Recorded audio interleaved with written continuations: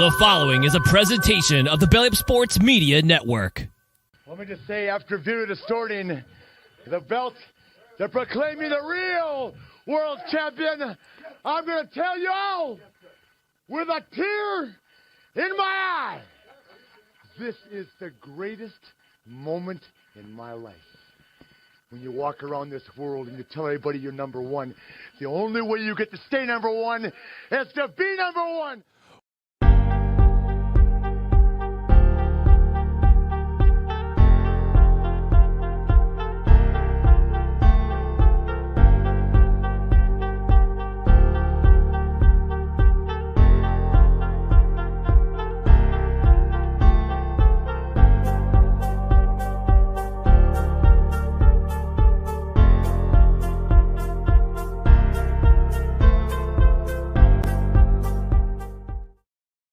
And good morning, everybody. Welcome aboard the Captain Lou Extravaganza on this Pro Wrestling Wednesday, June the 28th, 2023. Yours truly, Captain Lou in the chair here. Again, it's a gorgeous day. If you can make it through the smoke from the Canadian wildfires here in Michigan and the Midwest, brave that. But sit back and watch here on the Captain Lou Extravaganza as we welcome you on this Wednesday. We are powered up by Belly Up Sports and the Belly Up Network of podcasts. I invite you to check out bellyupsports.com for that list of podcasts that we have.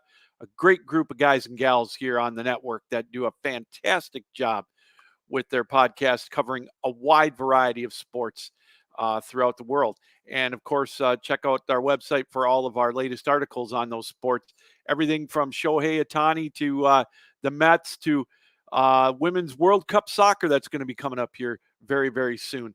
That is bellyupsports.com. We're brought to you, as always, here on the show by MahlerBros.com.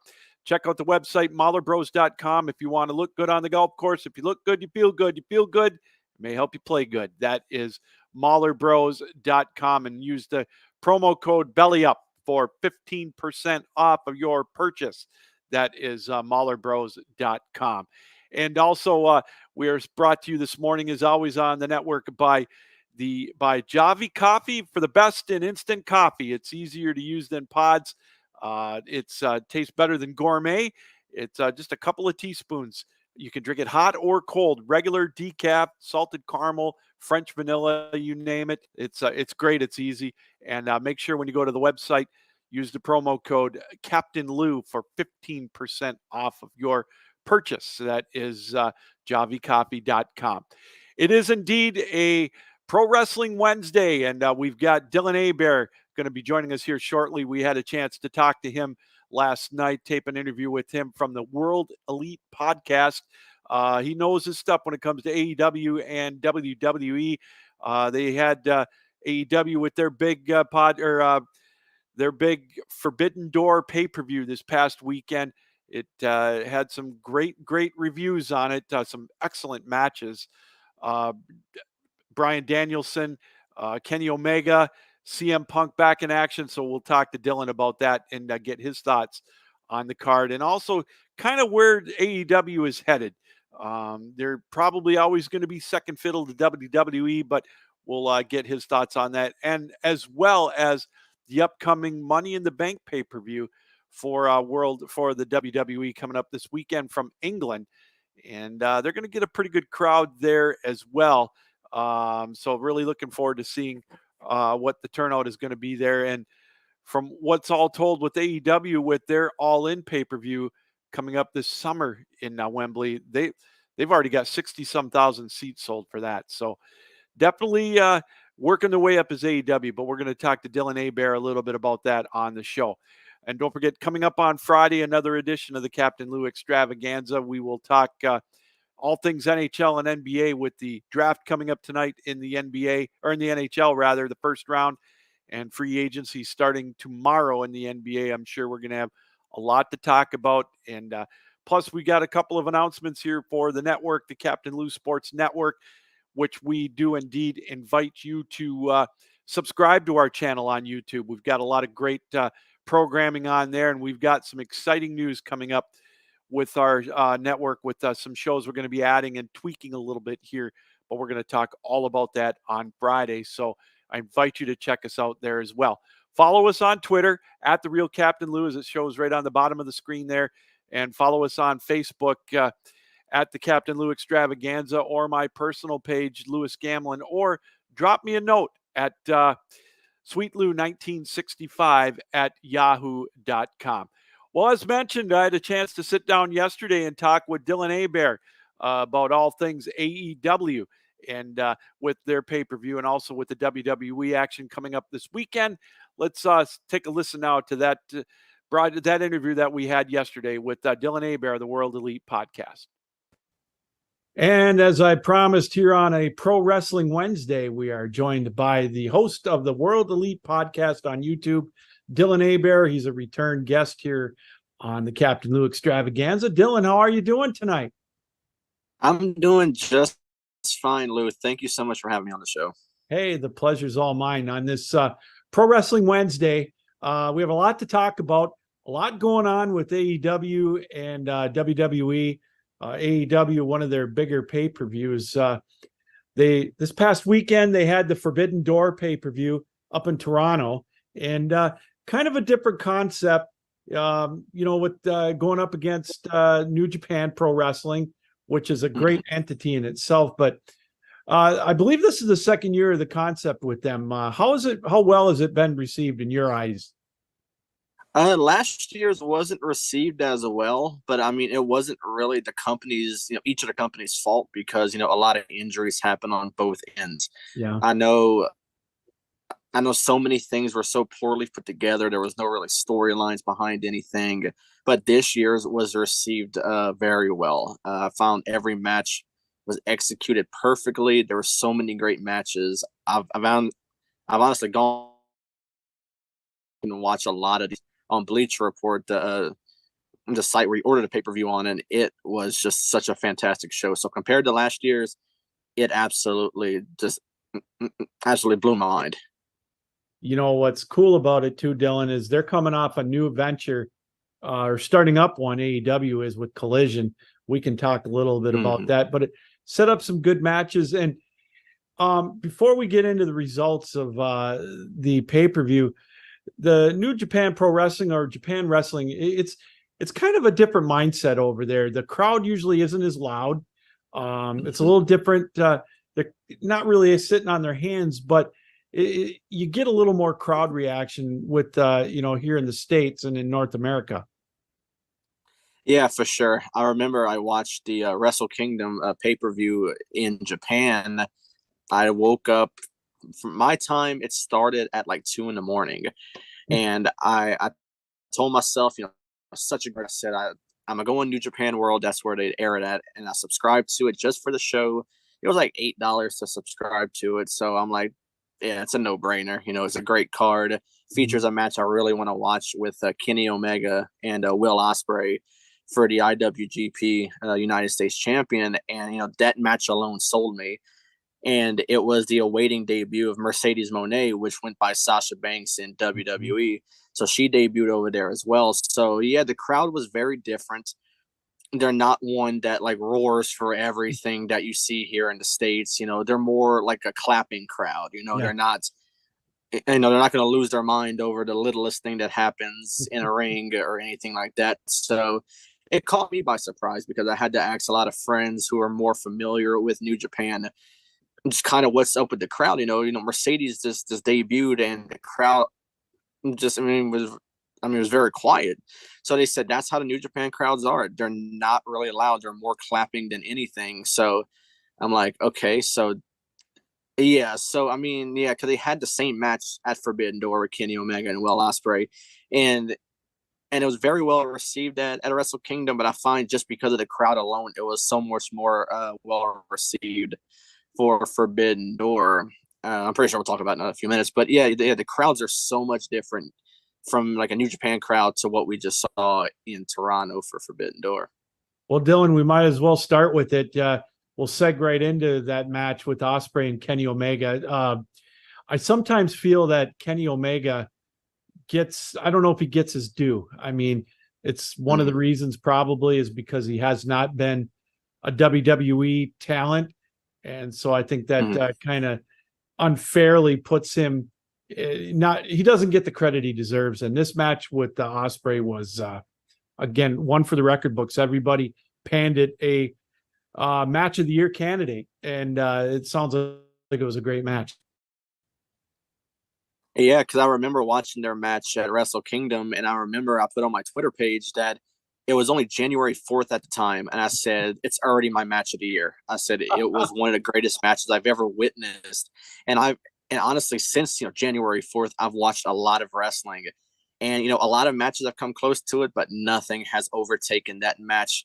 But that changed whenever I watched Forbidden Door, because I already said that their match could not be it cannot be better than the one I seen at Wrestle Kingdom, and it absolutely exceeded my expectations, and it's just because the crowd was there. It involved Don Callis, who would accompany Kenny Omega a lot during like the pandemic. He still, accompanied him, but then he recently turned on him in a match with John Moxley, I remember. And then he accompanied Will Ospreay to the ring. But yeah, he had a little bit of a part in the match, but it didn't determine the outcome. That's why I found that their match at Forbidden Door was just a lot better than Wrestle Kingdom. But I mean, if you go back, watch the one at Wrestle Kingdom, then you go back, watch Forbidden Door, it's just so hard to say, this one was better, this one was better. But I mean, at Forbidden Door, they went 40 minutes. And it was just one of the greatest matches I've ever seen. Two very well respected wrestlers in their own sort of league. Will Ospreay's New Japan. He's been New Japan such a long time. Kenny Omega is in New Japan. Then he came over to AEW, and he's been tagging with the Young Bucks lately. And I feel like his style of wrestling is so different when he's tagging with the Young Bucks. But then he goes on his own, and he becomes a whole new type of person. So I mean, going forward, I would like to see him go on his own and perform at that Kenny Omega level that I know he's capable of. So hopefully Tony Khan sees what he saw at Forbidden Door and lets him continue to perform solo, because he's just so much better when he does that. To that point, Dylan, do you think that when he's in with the Elite or whoever, they don't want him to go all out because they don't want him to take the shine off of his partners?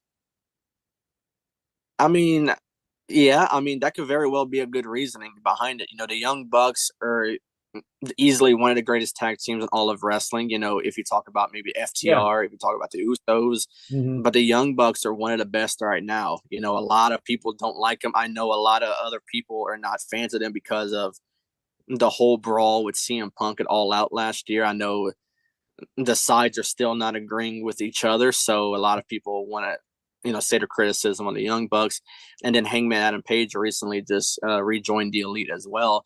Yeah. So I feel like maybe Kenny, he kind of takes a step back to maybe let the others shine as well. But whenever he's on his own, he performs at such a high level. And honestly, I don't think there's really anyone in all of professional wrestling right now who can even lace their boots, as much as him right now. He is absolutely killing it, and he's on his own level right now. Well, I knew there was a reason why I wanted you on today, because I kind of feel the same way about Kenny Omega. I've always felt that he's great behind the mic. He can do a heck of a promo, and just all around. So getting to some of the other matches, the CM Punk match against Kojima. I mean, here's the thing. When you've got an educated crowd, that they're going to have a hard time living up to a billing, even though of a Ospreay and a Kenny Omega. I thought this was a decent match. And, CM Punk is going to, whether you like him or hate him, he's going to bring it. And I thought this was a decent match. I mean, same here. I mean, every match on the Forbidden Door card was really good. I don't really find that there was a weak link when it came to the pay-per-view card. I just found everything was executed so perfectly. That's why I would put it above last year's Forbidden Door, even though there was some good, some bad about that pay-per-view. I just feel like with this year's card, there was no weak link to it. So the CM Punk match, as big as I'm not on CM Punk right now, I find his match with Kojima was really, really good. It was a part of the Owen Hart, the Cup for Owen Hart that they're doing that tournament in AEW. So it was obvious CM Punk was winning. There was no way that Kojima was going Sure. ahead in that cup. So it was a very, very let's see how you put it. It was a very not well put together match because he just came back at Collision. He teamed up with FTR. He's been teaming with FTR since at Collision. But then they randomly put him in a match with Kojima at Forbidden Door. I thought they could have maybe did a little bit better with his opponent, but I guess with how split the locker room is right now with CM Punk, I guess that's the best they can do. Wow, I think it turned out all right. And then I look at again, just going down the card, I knew that Jungle Boy wasn't going to win. I mean, I could not see him with the IWGP Heavyweight Championship, and they fooled me. I thought that Hook was going to be the one turning heel. So they pulled the wool. So good job with Tony Khan and AEW on that one. Yeah, I know a lot of people were picking Hook to turn heel, but I think it made the most sense with Jungle Boy turning heel. He's been that same Jungle Boy character since he got into AEW, and I find it ran its course. He's been adapting more of that Jungle Boy Jack Perry gimmick, and I feel like maybe now with him turning heel, he'll fully drop the Jungle Boy and just maybe adapt just a Jack Perry gimmick. Yeah. So I feel like, we'll see him on AEW tomorrow. And I just feel like, he's going to soon get this new look. Maybe he'll cut his hair a little bit. He'll come out with a different sort of wardrobe and he'll adapt that heel gimmick very well.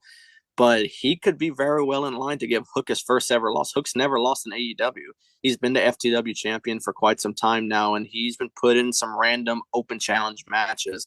So maybe a first feud for a Hook with Jungle Boy would be very good, but I think it would give Hook his first loss. Do you see Taz getting involved in the storyline at all? I mean, it would be interesting, I wouldn't put it past Tony Khan to do it because he involves pretty much everyone in a storyline. So so I could very well see Taz getting involved. I hope not too much, but at some point, just promo wise, I could see him getting involved. When it comes to a match, let them go at it. Don't bring Taz into this because, I would like to see Hook and I'd like to see Jack Perry go at it. I don't want to see Taz, even get involved when it comes to interfering in a match. We're joined by Dylan Hebert. He's the host of the World Elite Podcast.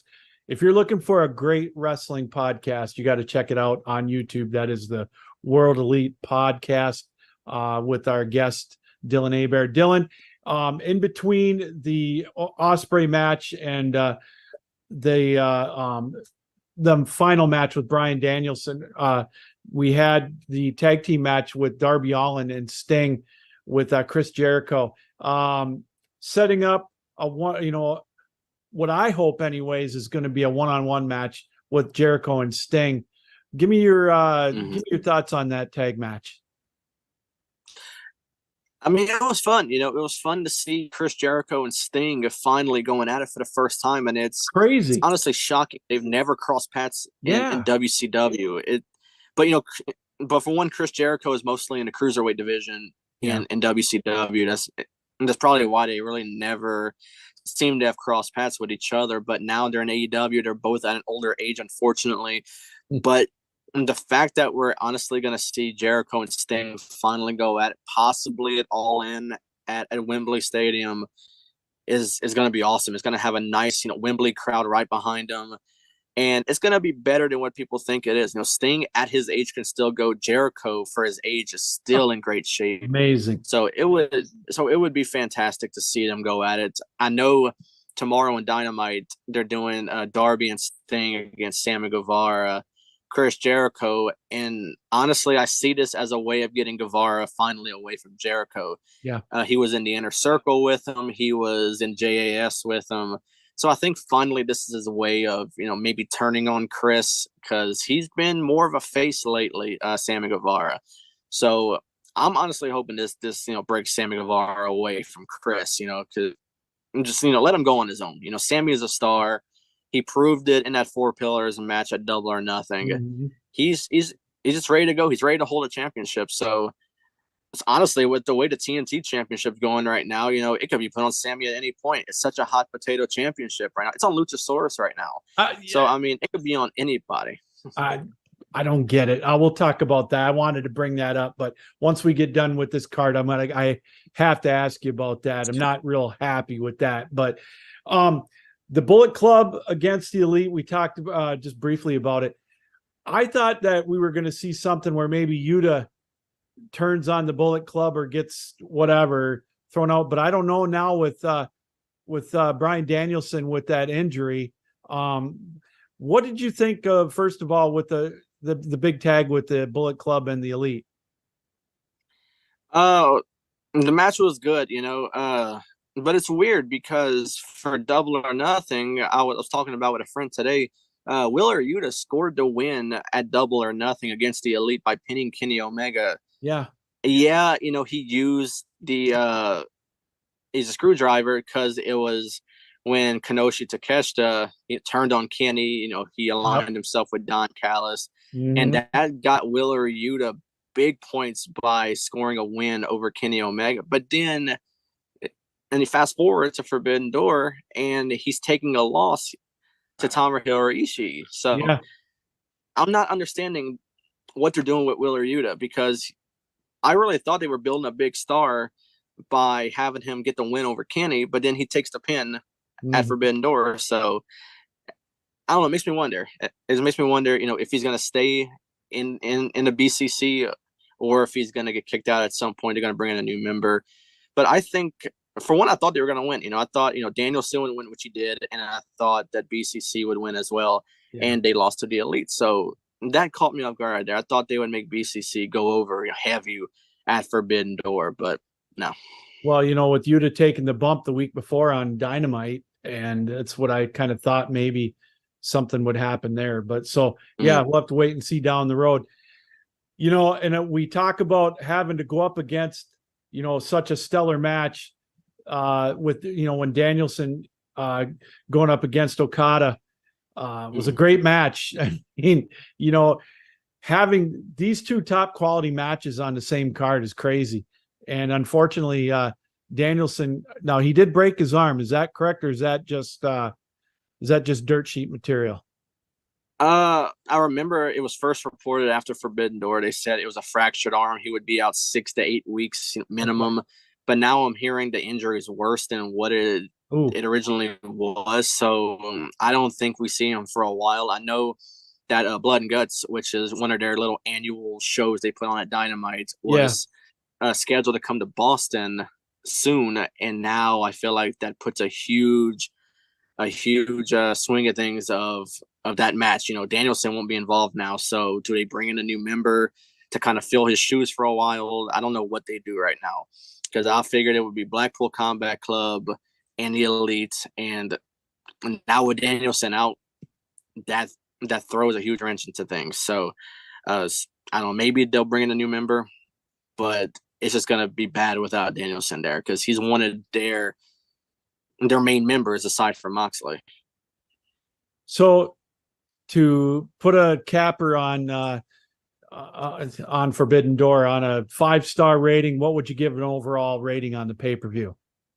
So I did a watch along with a few friends of mine, and I gave a final grade at the end. I gave it a solid A, because, I feel like maybe a few matches could have been, better towards the end. The entire matches were great, but the ending, I feel like a few of them were a bit, I don't know, kind of underperformed the ending, and sadly, what I'm going to is Danielson Okada. They looked at this as such a dream match, and I feel like the match was overhyped. I feel like it didn't live up to the hype that it was, and sadly, I think it's because of the injury. I think because of the injury, it had to end as quick as it did, with Okada tapping out. I believe it was his first time tapping out in like 8 years. Wow. So, wow. On a point scale, 5-star rating, I'm gonna give it a solid 4. I thought it was a very good show compared to last year's. It absolutely blew my mind how well they did with the show, and now they have All In coming to Wembley, and like a few weeks later they have All Out coming to Chicago. Wow. So it makes me wonder how Tony Khan is gonna book storylines with 2 shows that close to each other. I know All In is gonna be well booked. I know some great matches are going to happen there. Nothing booked yet, But it makes me wonder how he's going to do All Out just like a week or two later in Chicago with actual storylines. So Tony Khan has himself in a bit of a pickle here. So I really hope that he knows what he's doing. They're expecting 70,000 people for that pay-per-view in England. Is that correct? Wembley? Yeah, I think they're Amazing. expecting a pretty large crowd. Wembley is awesome. I've Yeah. seen shows over there. I believe it was like an old SummerSlam '92, I believe, was over there, and the crowd over there was fantastic. So I can't wait to see what like a new modern wrestling crowd does at Wembley. I know like the foreign fans are well. I know Clash at the Castle was great. I know when they did Backlash in Puerto Rico for WWE was so well whenever Bad Bunny was there wrestling. The crowd was fantastic. So I'm expecting a really good crowd at Wembley because it's just the crowd that are overseas. I feel like are so much better than the one in the States. Well, they don't get them over there that often, and I tend to agree with you. All right, a couple more quick things on AEW.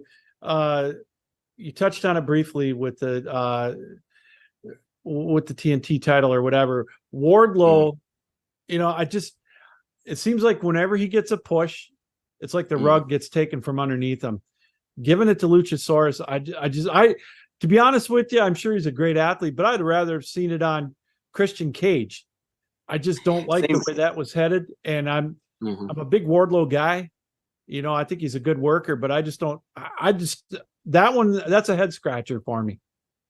It definitely is, because I really thought if they would pull the championship off of Wardlow like they did, like you mentioned, I thought it'd be Christian Cage. Yeah. But given to Luchasaurus was, like you said, also a bit of a head scratcher. Luchasaurus, I feel like is really good, but I don't think he's beating Wardlow good. And, Wardlow, such a special athlete. And AEW, I feel like, has absolutely no idea what they're doing with him. They have him be on MJF's side for a very long time when they were in the Pinnacle. He finally breaks away from MJF when he slides CM Punk the Dynamite Diamond Ring at Revolution in a dog collar match. And then finally he gets his big break by winning the TNT Championship. But then since then, it's just not been good. The booking has been horrible for Wardlow. So it makes me wonder, would it be better somewhere else? Would it be properly booked somewhere else? And somewhere else I find would be WWE. I feel like someone like Triple H would do great things with Wardlow. Look what he's doing with Gunther over there with the Intercontinental Championship. Yeah, I love that. I just feel like if Wardlow went over there, he would be so much properly booked, and they would actually see the potential that he has. Because, like I said, he is such a fantastic athlete. I just feel like Tony Khan does not know what he's doing with him. And CM Punk's coming back. They started Collision in Chicago a couple of weeks ago. And, obviously he gets the warm welcome there. He's going to be a fan favorite no matter what side of the aisle he's on there. But it looks like he's tending to go towards the heel side. What do you think? What do you think his prospects are? Do you see him possibly getting another title run in the future, going after MJF, or does he need a title to be still very popular with AEW? I mean, really and truly, I don't think CM Punk. I don't really think he needs a title. CM Punk has done so much in his career to where I really don't find a title is needed anymore. He was already AEW champion when he kind of got like that long suspension from AEW, and he was still champion at the time, and it had to be vacated after All Out whenever they had the post media scrum, and he starts talking about Hangman, about Colt Cabana, about the Elite, and then that led to that big brawl with them. And because I remember the Elite, they won the Trios champions that night, and they were also vacated, so everything was vacated that night. So right now, I feel like CM Punk's at a point in his career where he just needs to enjoy what's left, because he's not being well received anywhere other than Chicago. Yeah. The Forbidden Door crowd was giving it to him. They were booing him hard. And I feel like this is maybe why they're going on this bit of a tour in Chicago before All Out, because they don't want him to get booed as much as he's getting booed right now. Because, like I said, anywhere other than Chicago, he's not being well received. So I think the proper thing to do with him right now is to turn him heel. At least boo him for a reason, because right now they're only booing him because of everything that happened with the Elite. And honestly, I think they're all. I think both sides are being big children about this because they're still not getting along. They have to put them on separate sides of the arena just to not interact with each other. That's crazy. Wow. So it really is. They had to do that at Forbidden Door. Multiple reports came out of Forbidden Door that they had to, separate sides. CM Punk had to be on one end, the Elite had to be on the other. It's just a big mess right now. So I think the proper thing to do is to turn him heel. So at least they are actually giving them a reason to boo CM Punk, because he was a great heel for WWE. So, 100%. So do it again over there. Right. Yeah. Well, speaking of WWE, let's switch gears. Let's get over to there. First question for you before we get into the Money in the Bank. Gunther now has been over a year as the Intercontinental Champion. I think he's done a fantastic job. And Roman Reigns, we all know he just passed Pedro Morales for the length of his reign as a champion. I'm a fan of the prolonged champions, the reigns. Give me your your thoughts on both these championships being over a year and the build that they've had. And I love it. I love it on both sides. Well, first of all, when it comes to Gunther, I'm just happy that they're actually bringing some relevancy back to the Intercontinental Championship. Because before he was champion, I think the last time that it was actually defended on a pay-per-view was at WrestleMania a few years ago with Apollo Crews and Big E. And it was that Nigerian drum fight or something like that. It was when Apollo was that Nigerian character before finally going back to his regular self.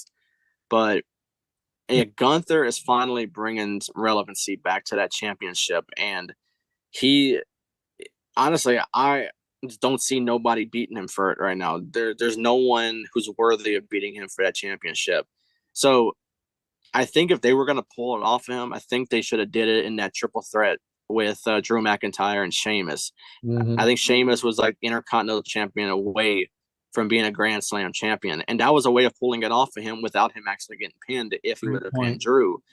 But they put on a great match at Mania, and, Gunther retained, and he's still having a great reign. So honestly, I don't see you pulling off him anytime soon now. But when it comes to Roman, I will still say that they should have pulled it off of him at Mania with Cody. Yeah. But I think it was too predictable, because I remember back at Mania 34, it was Roman Reigns, Brock Lesnar for the championship, and reports were all coming out. Brock's leaving after Mania is over, so they're giving the belt to Roman. The main event was very poorly received. They were booing the whole time because it was a Superdome. I was there, so obviously I seen all the boos happen. I seen that, because Roman was busted open. It was a sloppy match, and then Brock wins. So it was such a swerve that they put on us. I feel like they did that same swerve at Mania with Roman going over Cody. And really and truly, I feel like Roman's not going to drop that title up until, honestly, Mania next year in Philly. And I see it being Cody. I wouldn't be surprised. Honestly, I think Cody is the only person who should take it off him right now. I know he's doing his little feud with the Usos, and I know he had great feud with Jay in the pandemic when they fought at Hell in a Cell. Yeah. So I could see it maybe happening again. Maybe we get a one-on-one with each, Jimmy and Jay being at the boat turn on Roman. But really and truly, I don't see no one taking it off of Roman, like I said, until Mania next year in Philly. And it should be Cody, I think. Yeah, and I think Cody's going to have one more match with Brock. This little stopgap match to me this weekend with Dominic Mysterio. I think we're going to get some shenanigans of some sort. Getting back to Gunther, he's believable as a heel. He looks very strong, and I just don't think that he's going to lose. I still think Matt Riddle is too much of a comic book type character to beat a guy like Gunther. Now, we may have just put the kiss of death on him for Saturday and have him lose that belt, but I just don't see that happening. No, me either. Like you said, he's more of a comic character than anything. Yeah, he's a great athlete, but he's had his fair share of of a controversy when it comes to his his actual personal life. I know he's Yes. in and out of rehab. I know that he's been the victim of video leaks when it comes to some unnecessary stuff that came out about him and stuff like that. So I don't feel like he's the right person to take it off of Gunther. And like I said, I really cannot think of anyone aside from, like, honestly, no one right now should take it off of Gunther, to be honest. But honestly, I can't think of no one. If gun to my head right now, I cannot think of anyone who should take it off of Gunther right now. No, I mean, unless you have somebody coming in like Randy Orton, but I think Randy Orton, when he does come back, is going to be a heel. And so I don't see that happening. I got to be honest with you, Dylan, the Money in the Bank card, I think, is going to be a decent one. I don't see any titles changing hands this weekend.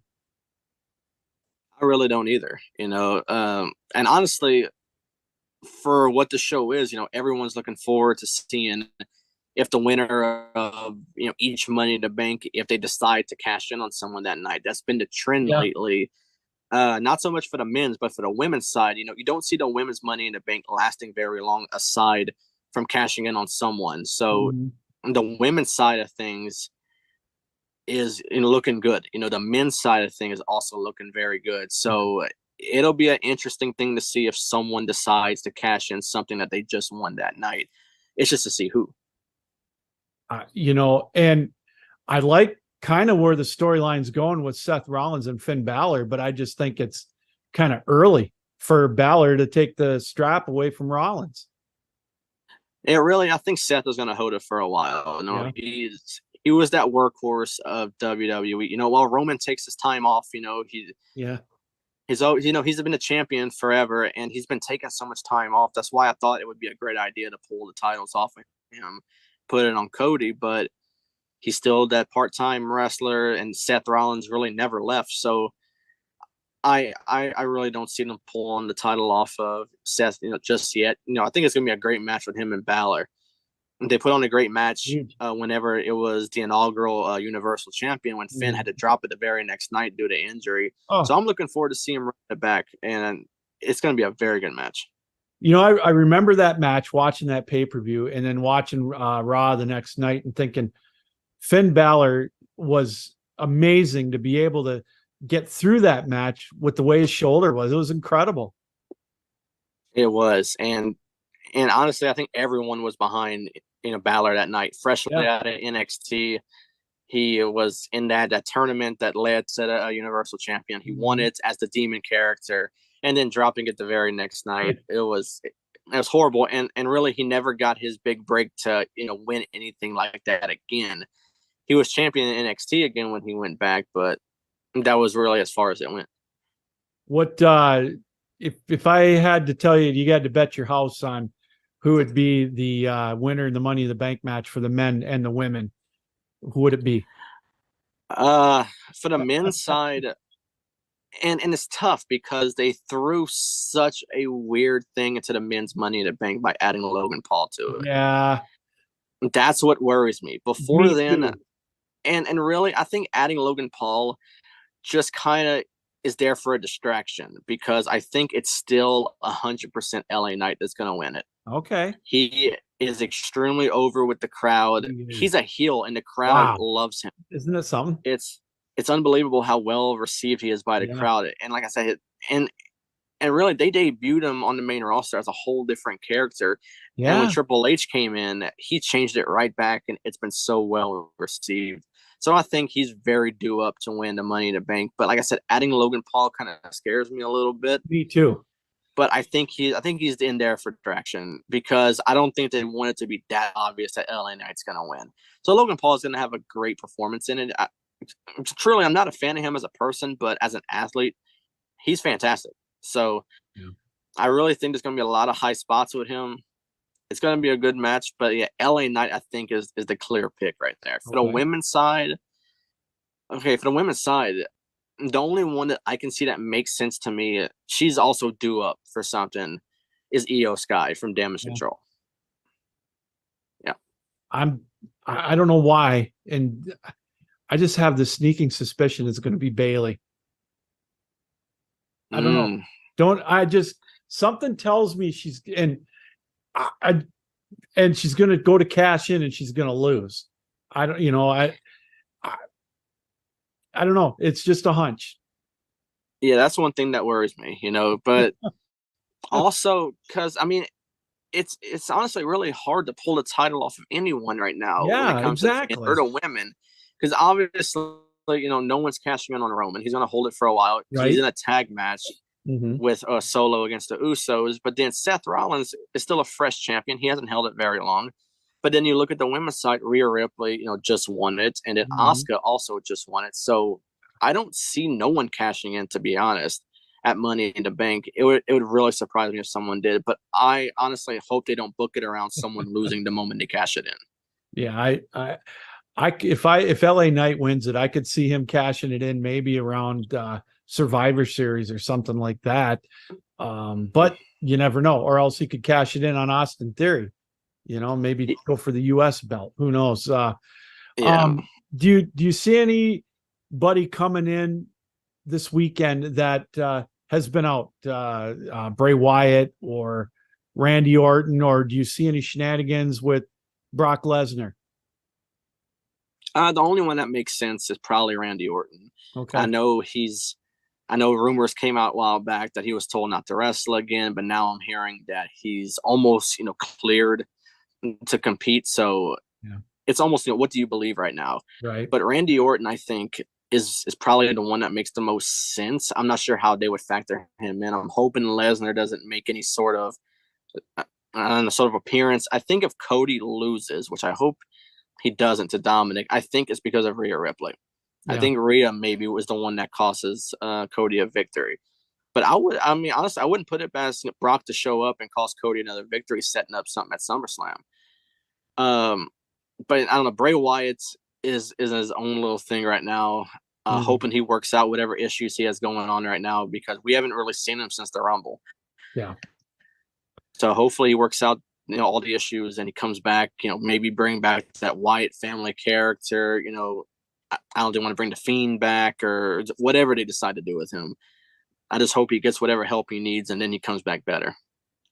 Are they protecting Rhea Ripley? Is she injured again? I know I've read a couple of reports that her knee has been popping out during matches and everything. I hate to see it because she's such a great worker, but are they kind of protecting her? She really is.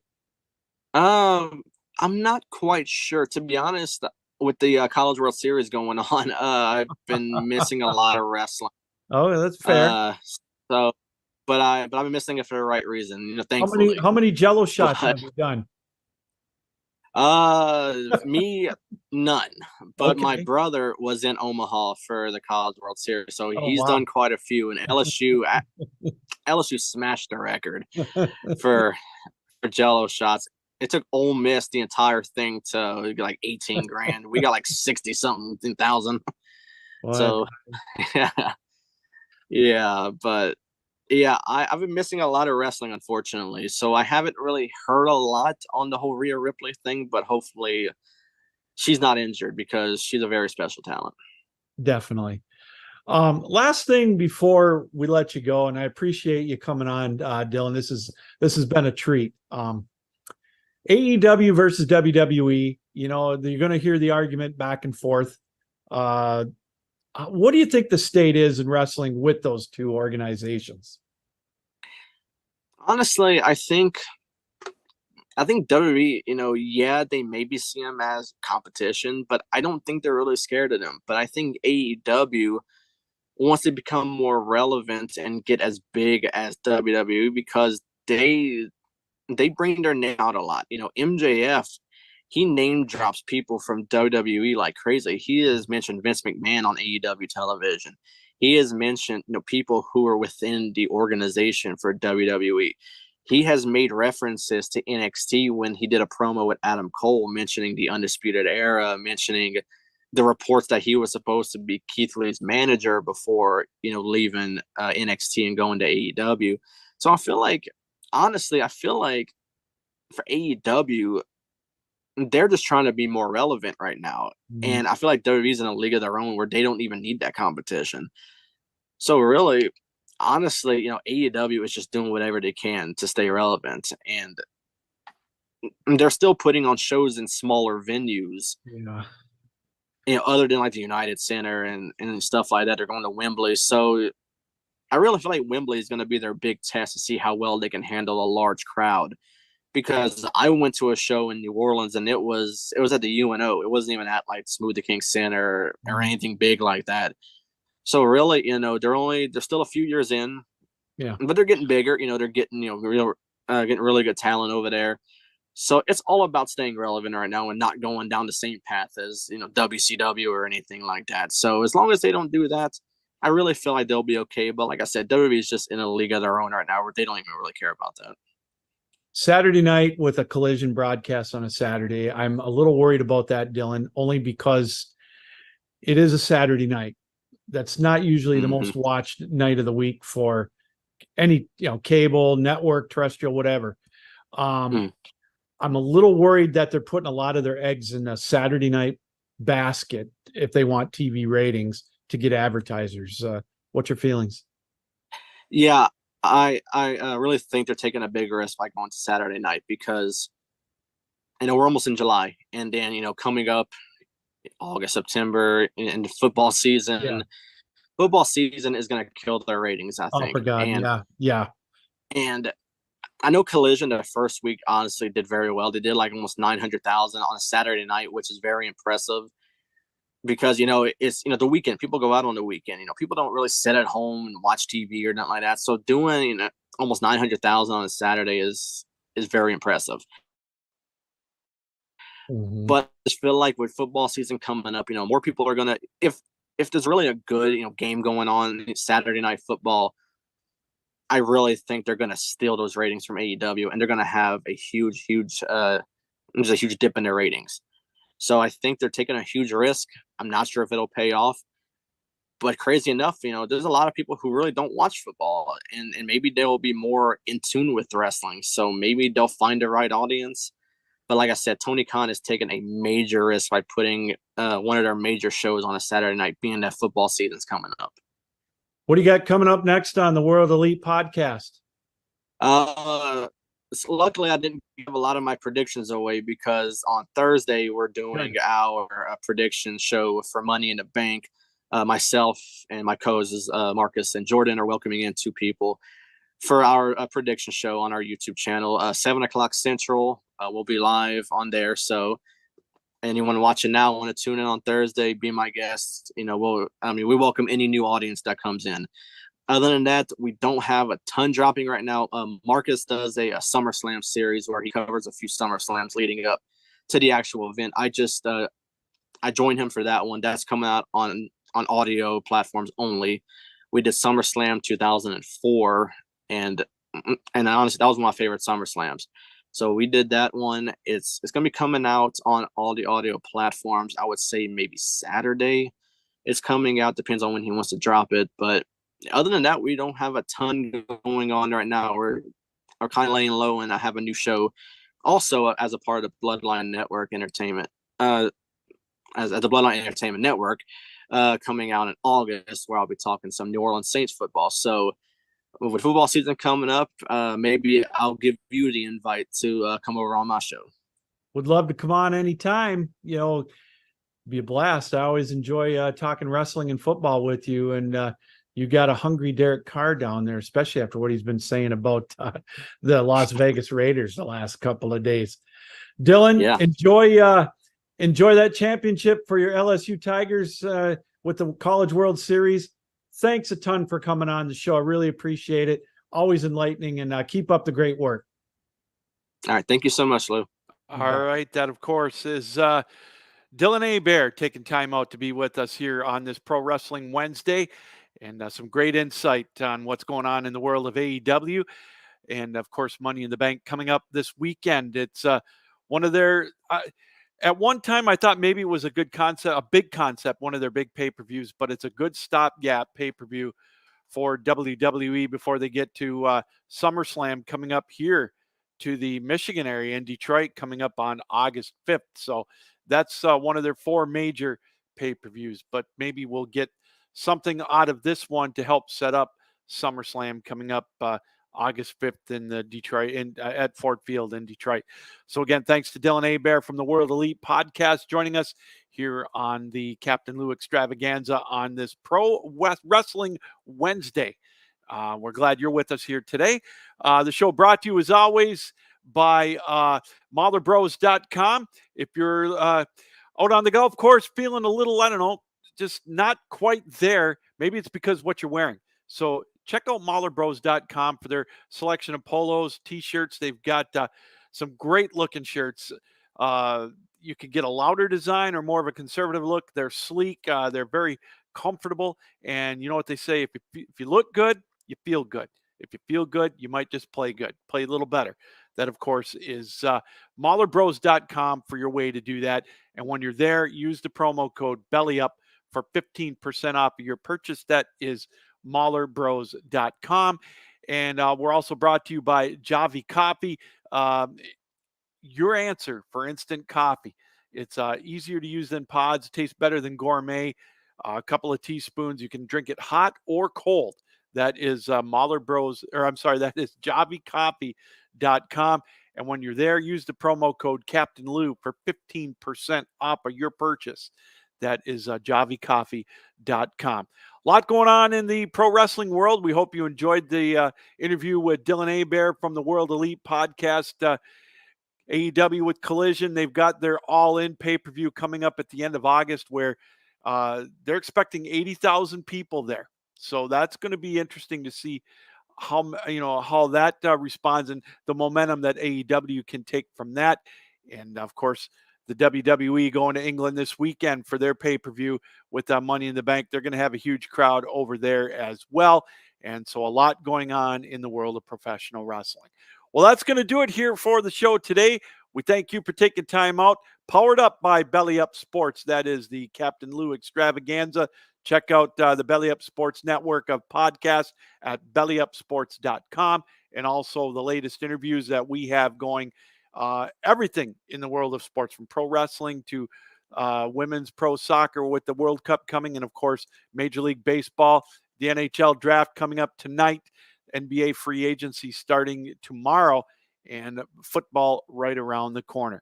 We got a great show coming up on Friday. We invite you to check us out then. We invite you to subscribe to our YouTube channel, which is the Captain Lou Sports Network. A couple of big announcements coming up for our show here on Friday. So we can't wait to tell you that. So we invite you to check us out Friday morning live, 10 o'clock Eastern time, right here on the Captain Lou Sports Network and the Captain Lou Extravaganza. All right, that's going to do it again. Thanks to Dylan Hebert from the World Elite Podcast for joining us. Thank you for taking time out to check us out, if not just for a few moments here on the Captain Lou Extravaganza. Captain Lou here saying, keep your heads up, keep your sticks down, keep your feet moving, and as always, keep your minds open. Thank you for joining us here on the network and here on the Captain Lou Extravaganza. We'll see you Friday. And again, thanks for joining us. Enjoy your day, everybody, and stay safe. We'll talk to you Friday. So long.